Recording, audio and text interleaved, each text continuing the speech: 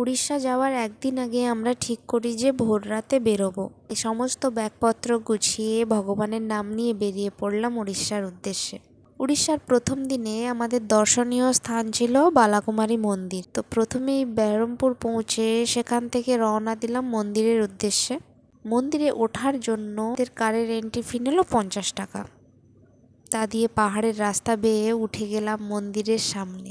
কি অসাধারণ প্রাকৃতিক সৌন্দর্য! নিচে গাড়ি রেখে সিঁড়ি দিয়ে উঠে গেলাম মন্দিরে। পাহাড়ের চূড়ায় অবস্থিত মাতার মন্দিরটি দর্শন করে মন শান্ত হয়ে গেল। আর এতক্ষণের যে জার্নির ক্লান্তি ভাব, সেটাও যেন ম্লান হয়ে গেল। আমরা ওখানে কিছুটা সময় কাটিয়ে দর্শন খুব ভালোভাবে করে ওখান থেকে বেরিয়ে পড়লাম, কারণ সন্ধে অনেকটাই হয়ে গেছে। এবার আমাদের থাকার ব্যবস্থা করতে হবে। আর ওখানে আশপাশে কোনো থাকার সুব্যবস্থা নেই বলে আমরা আবার বেরহামপুরের উদ্দেশ্যে রওনা দিলাম। তো ওখানেই আমরা সবাই রাত্রে বিশ্রাম নিয়ে আবার পরের দিন মহেন্দ্রগিরির জন্য বেরিয়ে পড়েছিলাম। আজকে এই পর্যন্তই, দেখা হচ্ছে পরের ভিডিওতে।